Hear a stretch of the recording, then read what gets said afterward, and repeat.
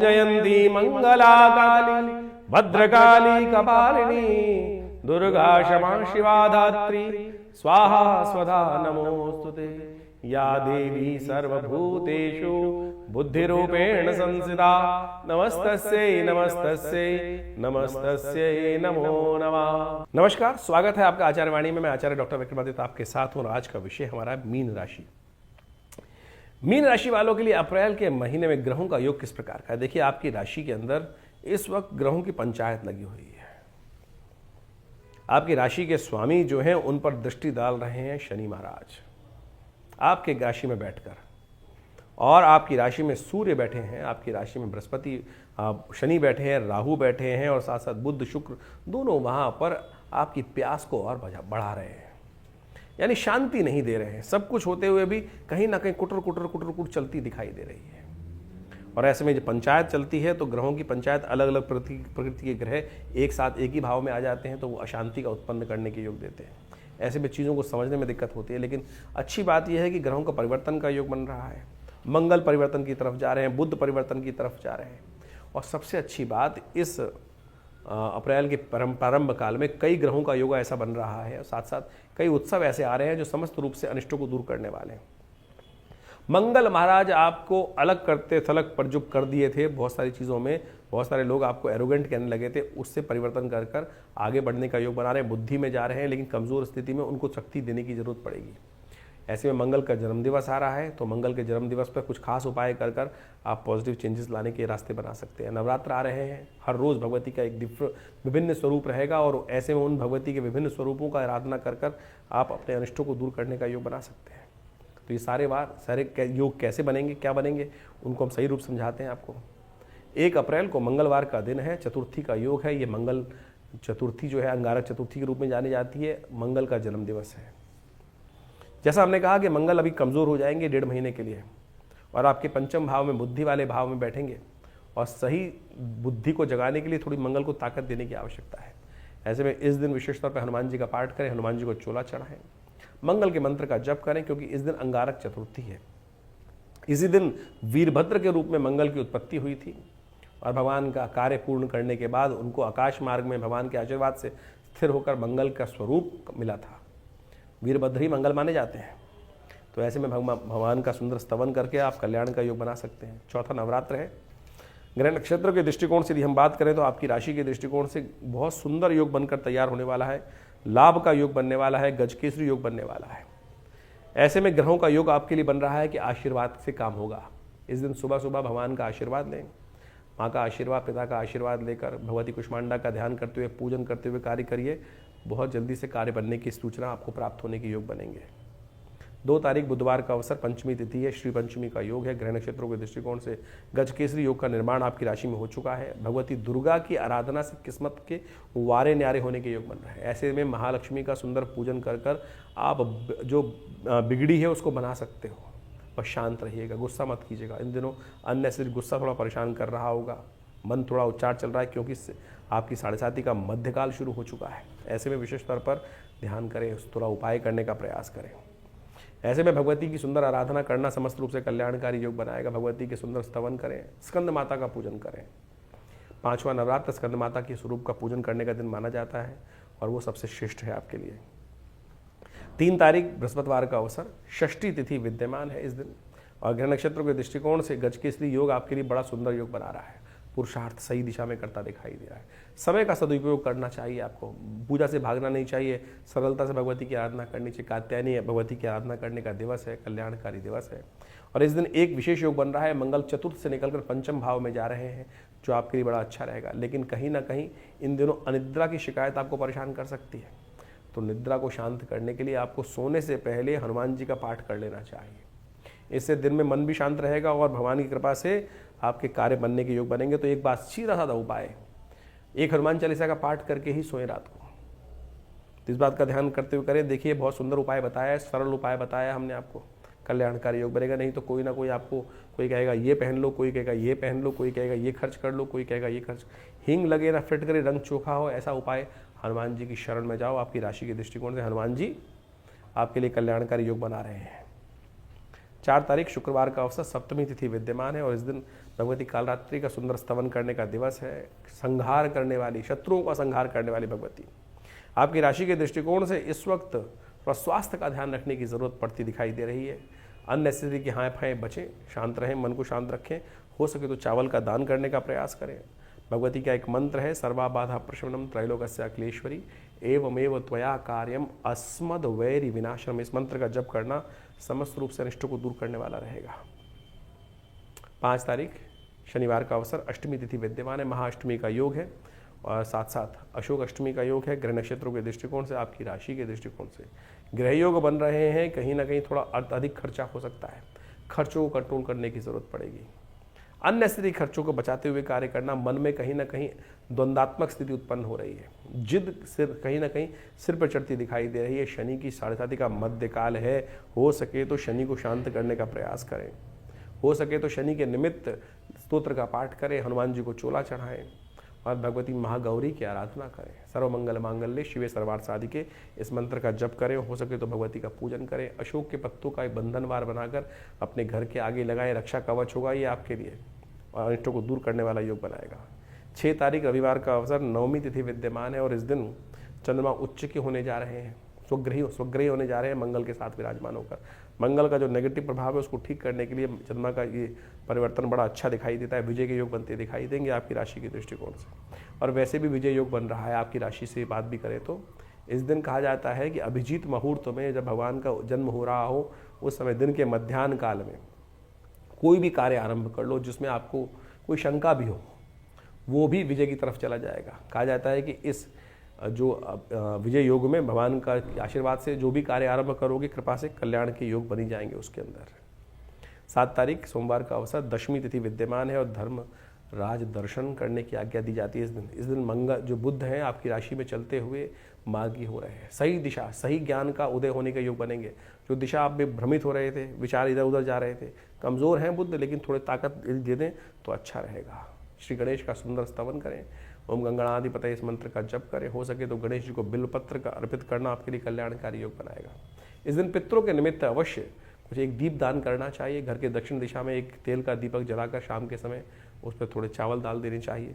धर्मराज का मंत्र जप कर लेना चाहिए, तो उससे अनिष्ट दूर होते हैं, पितृ प्रसन्न होते हैं।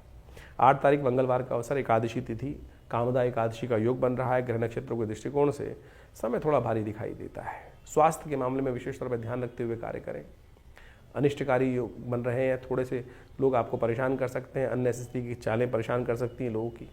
तो ऐसे में स्वास्थ्य के ध्यान के निमित्त महामृत्युंजय मंत्र का जप करना, भगवान विष्णु का पूजन करके उनका चरणामृत ग्रहण करना आपके लिए अच्छा रहेगा। कहा जाता है अकाल मृत्युहरणम सर्वव्याधि विनाशनम विष्णु पादोत्कम पित्वा पुनर्जन्म न विद्यते। 9 तारीख बुधवार द्वादशी तिथि है और ऐसे में ग्रह थोड़े हल्के हैं स्वास्थ्य के मामले में, तो अवश्य इस दिन भगवान विष्णु को तुलसी दल अर्पित करें और प्रसाद रूप में उसको ग्रहण करें दूध के साथ, आपके लिए अच्छा योग बनेगा। 10 तारीख बृहस्पतिवार का अवसर, त्रयोदशी तिथि है और इन दिनों आपकी राशि में जिस प्रकार से ग्रहों की पंचायत लगी हुई है, विभिन्न विभिन्न दिशाओं में जो मन भाग रहा है, सही दिशा प्राप्त नहीं हो रही है, उसके लिए एक काम करना चाहिए आपको। गजकेसरी योग तो बन रहा है, लेकिन दिन थोड़ा दिखाई दे रहा है कि थोड़ा भ्रमित कर सकता है। ऐसे में विशेष तौर पर आप एक काम करें, भगवान विष्णु शंकर का दूध युक्त केसर दाल के युक्त दूध से अभिषेक करें और हो सके तो बिल्वपत्र उन्हें अर्पित करें, कल्याण होगा। सही दिशा प्राप्त करने का योग बनेगा क्योंकि भौम प्रदोष का योग बन रहा है। तो इस प्रकार से ग्रहों का योग जो आपकी राशि के अनुसार से बना वो आपने समझा। देखिए इस वक्त चैत्र का महीना चल रहा है और चैत्र का महीने में नववर्ष भी आरंभ की शुभ वेला आ चुकी है। ग्रहों का जिस प्रकार का योग बना है, इस वक्त बड़ा विचित्र ग्रहों का योग चल रहा है। शनि महाराज और राहु महाराज की युति जिस प्रकार से बनी हुई है, ये बड़ा विशेष योग बन रहा है। शनि और राहु को एक सदृश ही माना गया है और आपकी राशि के दृष्टिकोण से उसका जो प्रभाव है वो हमने आपको समझाने का प्रयास किया। लेकिन इसके हिसाब से आपको समझना चाहिए कि जिस प्रकार से ग्रहों का विभिन्न प्रकार का योग बना, 6 ग्रही योग एक साथ बन के चुका है और अभी 2-2 ग्रहण गए हैं और पृथ्वी पर इसका प्रभाव भी देखने को मिलेगा। ये जो 45-50 दिन का समय है, इन समस्त ग्रहों योगों के बाद से बड़ा सावधानी से चलने का है। मंगल का विशेष परिवर्तन जो इन दिनों चल रहा है, जो विशेष तौर पर बड़े क्षीण अवस्था में आ गए हैं, तो इसके कारण से ग्रह नक्षत्रों के दृष्टिकोण से हमको हर चीज़ को बहुत सोच समझ के चलने का प्रयास करना चाहिए। ऐसे में विश्व में कहीं ना कहीं कोलाहल मचने के योग दिखाई देते हैं। तो ऐसे में प्राकृतिक आपदाओं के योग भी बनते हैं, क्योंकि जिस प्रकार से 2 ग्रहण एक साथ जाने के बाद 6 ग्रही योग बनने के बाद उसके बाद कम से कम 50 से 60 दिन का समय, 2 महीने तक का समय हमेशा कहा जाता है कि कुछ ना कुछ प्राकृतिक आपदाओं का योग बनाता है, कहीं ना कहीं कुछ ना कुछ अशांति का योग बनाता दिखाई देता है। वैसे संवत जो आरंभ हुआ है वो बड़ा कल्याणकारी है। सिद्धार्थ नाम का संवत हर जगह कहीं ना कहीं प्रॉस्पेरिटी की योग बनाता है, कहीं ना कहीं अच्छे योग बनाता है, अशुभता को दूर करता दिखाई दे रहा है। तो संवत तो बहुत शुभ दिखाई देता है, लेकिन जो ग्रहों का योग था वो कहीं ना कहीं कष्ट के योग बना रहा है। तो आपके जीवन में उसका प्रभाव आपने समझा। तो ये ज्योतिष का जो प्रभाव है वास्तविक तौर पर हर चीज़ को बड़ी सूक्ष्म दृष्टिकोण से देखने का प्रयास किया जाना चाहिए। हम राशि के अनुसार से, अब बहुत सारे लोगों का प्रश्न कई बार आता है कि भाई जो हमने राशि के अनुसार से भविष्य बताया आपकी राशि के दृष्टिकोण से, क्या वो लग्न के हिसाब से भी देख सकते हैं? जी हाँ, लग्न के हिसाब से भी देखना चाहिए। ये विषय जन्मपत्री का है कि हम ज्योतिषीगण जब जन्मपत्री को देखें तो उसमें विचार अच्छे से करें कि व्यक्ति की जन्मपत्री में जो लग्न है वो ज़्यादा प्रभावी है या लग्न जो राशि है वो प्रभावी है। कई बार जन्मपत्री जब देखते हैं, विवेचना करते हैं, तो उसके अंदर जो लग्न है उससे प्रभाव आता ही नहीं है, क्योंकि जन्मपत्री ज्योतिष के अंतर्गत एक कुंडली नहीं बनती है, सहस्त्रों कुंडली बनती है। सहस्त्रों कुंडलियों के अंदर से किस कारण से कौन सा भविष्यफल देखने के लिए कौन सी चीज़ का उपयोग किया जाना चाहिए, वो एक बहुत गणित का सूक्ष्म योग के अनुसार से निर्धारित किया जाता है। उसके लिए तो पर्सनल कंसल्टेशन की आवश्यकता होती है। हम जनरली राशि को देखने के लिए सार्वभौमिक रूप से देख सकते हैं कि भाई ये राशि है और उसके अनुसार से गोचर के दृष्टिकोण से उसका प्रभाव समझ में आता है, लेकिन फिर भी बहुत सारी गणनाओं को समझने के लिए ज्योतिष को बहुत शांति के साथ अध्ययन करने की आवश्यकता है, और फिर ज्योतिष का वास्तविक चमत्कार भी देखने को मिलता है। जीवन में क्या घट रहा है, कब घट रहा है, क्यों घट रहा है, किस कारण से घट रहा है। यदि कोई घटना घटी है तो उसका कोई ना कोई कारण होगा, और उन चीज़ों को सही रूप से ज्योतिष विज्ञान को बहुत अच्छे समझकर जाना जा सकता है और उनमें परिवर्तन भी लाया जा सकता है। देखिए, शास्त्र के अंदर समझें कि आपका भाग्य जो बन रहा है वो कर्म के अनुसार से बन रहा है, और शास्त्र कहता है अवश्य में वो भुक्तव्यम कृतम कर्म शुभाशुभम, कि हमारे जीवन में जो हमने कर्म किया है उसको भोग कर ही हम उसके कर्म को शांत कर सकते हैं, उसके प्रभाव को, फल को शांत कर सकते हैं। लेकिन उसके दुष्प्रभाव को, यदि कर्म कोई गलत कर्म हुआ है तो उसको ठीक करने के लिए शुभ कर्म कर कर हम अनिष्ट को दूर करने का योग बना सकते हैं। ये मंत्र जप, दान, पुण्य इत्यादि, इसीलिए तो शास्त्र में प्रमाणित कहा गया है कि भार कट जाता है, चाहे वो पूर्व जन्म कृत कर्म हो या इस जन्म के कृत कर्म हो। तो इसको प्रारब्ध बनता है कर्म के द्वारा ही, और कर्म कर्म से ही कट सकता है, भोग के कट सकता है। तो इसलिए ये सिद्धांत समझ लें। बहुत सारे लोग कहते हैं कि जो हो गया, जो भविष्य निश्चित है, लेकिन भविष्य निश्चित है तो कर्म भी निश्चित है। जो आपका भाग्य बना है वो कर्म के अनुसार से बना है, तो आप उस दुष्कर्म को शुभ कर्म से काट सकते हैं, और शुभ कर्म को दुष्कर्म से भी क्षय कर सकते हैं। तो समझे कि हमने बहुत बढ़िया शुभ कर्म करके आए, लेकिन सब कुछ बढ़िया था, बहुत बढ़िया समृद्धि के योग चल रहे थे, लेकिन कुछ अनिष्ट कर्म हुआ हाथ के द्वारा, मन के द्वारा, विचार के द्वारा, और उससे इतना बड़ा दुष्प्रभाव उत्पन्न हुआ कि हमारे पुण्य क्षय हो गए। तो वो भी तो कर्म का ही प्रभाव है। तो इसलिए शास्त्र की बात समझे और ज्योतिष के वैज्ञानिकता को समझने का हमें प्रयास करना चाहिए। जो ज्योतिष के दृष्टिकोण से हमें समझ में आ रहा है, हम वही आपको समझाने का प्रयास करते हैं। तो ये सब विज्ञान को बड़े शांति के साथ है। ज्योतिष कोई हास परिहास का विषय नहीं है। बहुत सारे लोग बड़े हास परिहास के साथ उपस्थित कर देते हैं चीज़ों को।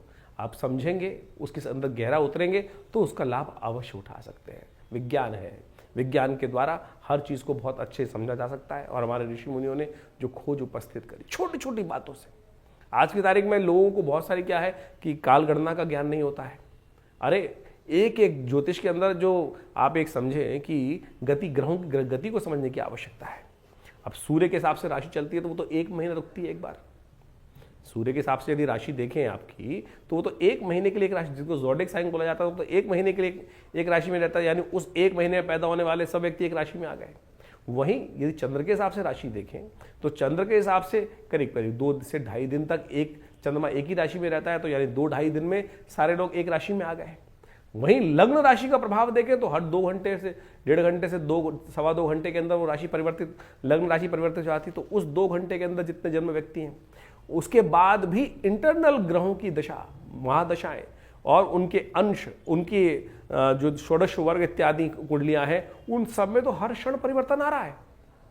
तो इनको बहुत चिंतन, बहुत ज्ञान के साथ, शांति के साथ, शालीनता के साथ इन सब चीज़ों को समझा जा सकता है। और जब हम उनको गहन अध्ययन करते हैं तो बहुत सारी चीज़ों को सही समझ पाते हैं। तो इसलिए आपके लिए ज्योतिष को बहुत अच्छे से समझना बहुत ज़रूरी है। तो यहाँ पर तो हम जो आपके जीवन में घटने वाली घटनाओं को आप समझाने का प्रयास करें, बड़ा व्यापक है, बहुत ब्रॉडर कैटेगरी के अंदर आता है। कोशिश करें अपनी जन्मपत्री को सही से अध्ययन करें और समय समय पर अध्ययन कराएं, क्योंकि ग्रहों का परिवर्तन हर क्षण होता है।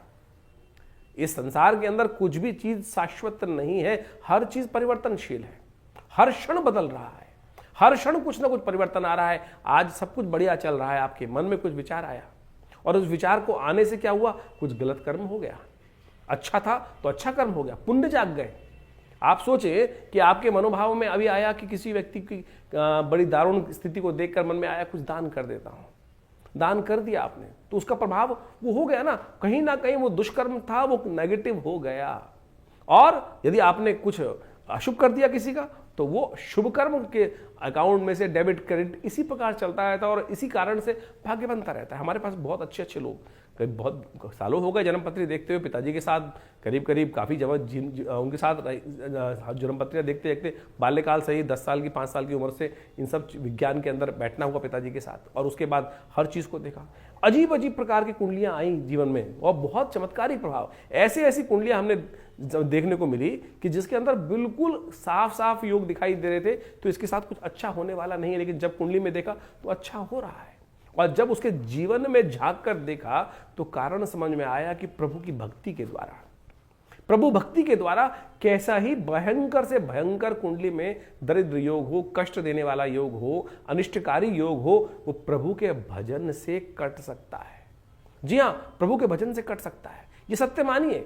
और ये योग, और जिसके जीवन में बहुत अच्छे चल रहे थे, एक व्यक्ति हमारे पास कुंडली देखने को मिली कि इतने बढ़िया ग्रह योग लेके बैठा है, लेकिन कुछ हो ही नहीं रहा है। उसकी कुंडली में एक योग था जिस प्रकार से मंगल का बड़ा विचित्र प्रकार का योग था, और जब उसके जीवन में झांक कर देखा कि ये ग्रह काम क्यों नहीं कर रहे हैं, तो उसकी कुंडली में दोष था, पितृदोष। पिता का सम्मान ही नहीं था, माता पिता का सम्मान ही नहीं होता था, रोज माता पिता के साथ झगड़ा हो रहा है और उसके कारण से पिता रुष्ट रहते थे। हमने देखा उसके कारण से सारा भाग्य सो गया, और वही एक कारण है। तो ये सब चीजें देखने की आवश्यकता है। कर्म कहाँ हो रहा है, किस प्रकार से कर्म हो रहा है, और यदि उन कर्मों को, सिद्धांत को ज्योतिष के सदगुरु की आज्ञा से आप समझ लें। हम तो लगे हैं ज्योतिष के दृष्टिकोण से उपाय करने के लिए, केवल अंगूठे पहनाने के लिए। लोग अंगूठे पहनाए जा रहे हैं, कोई तेल चढ़वाया जा रहा है, कोई कुछ और किए जा रहा है, लेकिन ज्योतिष के अंदर बहुत सारे सूक्ष्म विज्ञान के अनुसार से एक एक चीज को अध्ययन करने की आवश्यकता है। आज ज्योतिष में हो क्या गया है कि हर कोई ज्योतिष के अंदर कुछ बेचने के लिए आ रहा है। कोई रुद्राक्ष बेचे चले जा रहे हैं, कोई 1 मुखी, कोई 7 मुखी, कोई 8 मुखी, और लोग पहने जा रहे हैं और फिर कहते हैं कोई प्रभाव नहीं हो रहा है। अरे ज्योतिष को समझने के लिए प्रत्यक्ष रूप से ग्रहों का योगा योग समझो, ग्रहों के योगा योग को समझो, प्रभाव क्या है उसको समझो, फिर परिवर्तन लाने का प्रयास करो। ऐसा नहीं है कि रत्न परिवर्तन नहीं लाते, बिल्कुल लाते हैं। रुद्राक्ष परिवर्तन नहीं लाते, बिल्कुल लाते हैं। यज्ञ इत्यादि, मंत्र इत्यादि, दान इत्यादि, पुण्य इत्यादि सब परिवर्तन लाते हैं, लेकिन किस कारण से, कैसे होगा, कब होगा, किसके लिए कौन सा मार्ग सुगम है, किसके लिए कौन सा मार्ग दुर्गम है, किसको किस मार्ग पे जाना चाहिए। देखिए हर क्षेत्र के अंदर अच्छे और खराब स्थितियां बहुत व्यापक रूप से बढ़ी जाती हैं। तो हम इस बात को आपके समक्ष इसलिए रख रहे हैं कि अपनी विवेक को सही से उपस्थित कर हर चीज़ को चिंतन कर तब समझने का प्रयास करें। ज्योतिष के अंदर, बड़ी शास्त्र के अंदर, अध्यात्म के अंदर कहीं कोई ऐसी बात नहीं बताएगी कि लाखों रुपए खर्च करने से ही कर्म शुभ किया जा सकता है। केवल मन से भी, सोचने से, विचार करने से भी कर्म शुभ कर लिया जाता है। 1 सेकंड में सोचा हुआ कर्म आपके जीवन में कष्टों का निवारण करने का मार्ग खोल सकता है। और नहीं, अगर बुरा सोच रहे हो तो बुराई घटने के योग बन सकते हैं। उपनिषद, वेद इत्यादि जो ग्रंथ है, पुराण इत्यादि ग्रंथ है, इन्हीं कथाओं के माध्यम से आपको हर चीज समझाने का प्रयास करते हैं। समय समय पर हम आपके समक्ष वो सारी बातें रखते ही हैं। तो अभी तो चैत्र के आरंभ में बहुत सुंदर योग बना हुआ है। कर्म करने का तरीका क्या है, भगवती की आराधना, नवरात्र का सुंदर योग चल रहा है आश्रम पे। इन पूरे नवरात्रों में सुंदर यज्ञ रहेगा, सुंदर की व्यवस्था है। माँ भगवती दुर्गा सप्तशती के नित्य प्रति यज्ञ चल रहे हैं और वो नवरात्र के पूरे महीने चलेंगे। और उसमें आप आके स्वयं बैठिए, माँ भगवती का दर्शन कीजिए। जो ये 1947 में मुल्तान से भगवती का, पाकिस्तान से इतना चमत्कारी शिव विग्रह आया आश्रम पर प्रतिष्ठित है, उनका दर्शन कर लेने मात्र से भगवती की कृपा प्राप्त हो जाती है और हजारों लोगों ने उनका अनुभव किया है। आप भी आइए विवेकानंद योगाश्रम में इस दर्शन यज्ञ के अवसर पर, जो यज्ञ नित्य प्रति शाम को चलता है करीब करीब 6 बजे से लेकर रात्रि में 8 बजे तक, उसमें आप आएंगे, यज्ञ में बैठेंगे तो माँ भगवती का सुंदर आशीर्वाद मिलेगा। और उसकी व्यवस्थाएं जानने के लिए आप फ़ोन पे संपर्क साध सकते हैं। इसके अलावा अभी बहुत जल्दी महावीर जयंती आ रही है, हनुमान जी के सुंदर यज्ञ की पूजा पाठ रहेगा, तो आप उसमें बैठकर सुंदर रूप से भगवान की कृपा प्राप्त करने के लिए सिद्ध मनोकामना सिद्धि मंदिर में हनुमान जी के सानिध्य में बैठकर बहुत सारे कर्म इत्यादि यज्ञ इत्यादि चलते रहते हैं। हमारे आश्रम पर नित्य 8 घंटे यज्ञ चलता है और भारतीय संस्कृति में यज्ञ प्रधान संस्कृति कही गई है। हम दान करने जाते हैं किसी को, पता नहीं वो व्यक्ति दान का अधिकारी है कि नहीं है। आपने दिया दान और उसने कुछ उल्टा सीधा कर्म कर लिया, शराब पी ली, कुछ और कर लिया, तो फिर वो दान तो व्यर्थ चला गया। क्योंकि दान देने से पहले इस बात को भी समझना चाहिए कि वो दान जिसको दे रहे हैं वो लेने का अधिकारी है भी कि नहीं। तो ऐसी बहुत सारी चीजें समझने की आवश्यकता है। तो यज्ञ में जो हम आहुति देवता को देते हैं तो सीधा देवता तक पहुंच रही है ना, तो उससे बढ़िया कौन सी चीज हो सकती है। तो इसलिए शास्त्र में कहा गया यज्ञो वही श्रेष्ठतम कर्म। और हमारे विवेकानंद योगाश्रम दिल्ली में नित्य प्रति 8 घंटे यज्ञ पिछले करीब करीब 50-60 साल से चलता है। आप भी हर रविवार को इस यज्ञ में बैठ सकते हैं और बहुत सारी व्यवस्थाओं का लाभ ले सकते हैं। तो आप आइए विवेकानंद योगाश्रम में, और जो भी अपनी निजी जानकारी है वो भी हमसे संपर्क साध कर, फ़ोन नंबर्स दिए हुए हैं उन पर संपर्क साध कर आप उसका निवारण जान सकते हैं। व्हाट्सएप के माध्यम से अवश्य भेजें अपने प्रश्नों को, हम देंगे उन सब प्रश्नों का निदान। इसके अलावा हमने आश्रम में व्यवस्था बनाई है कि महीने के पहले रविवार के दिन सुबह करीब करीब 8 बजे से लेकर 11 बजे तक के बीच में यज्ञ जो आश्रम में व्यवस्था होती है, जो समागम होता है, उसमें आप आके निजी रूप से अपने प्रश्नों का समाधान भी जान सकते हैं और उसकी कोई फीस नहीं रखी गई है। बहुत सारे लोग हमारे यहाँ फ़ोन करके जानना चाहते हैं, अपने प्रश्नों का समाधान जानना चाहते हैं और व्यवस्था का में नहीं आ पाते हैं, फ़ोन पे संपर्क इतनों से नहीं हो पाता है। तो हमने आश्रम में व्यवस्था रख दी है कि सुबह रविवार को, महीने के पहले रविवार को सुबह 8 बजे से लेकर करीब करीब दोपहर को 11 बजे तक ये कार्यक्रम रहेगा। भंडारे का कार्यक्रम रहेगा, यज्ञ का कार्यक्रम रहेगा और जो भी आपके प्रश्न होंगे उसमें उस समय आकर 1-2 प्रश्न जो है उनके संबंध में आप अवश्य जानकारी ले सकते हैं, निदान जान सकते हैं। इसकी सुंदर व्यवस्था आश्रम पे कर दी गई है। धन्यवाद, नमस्कार।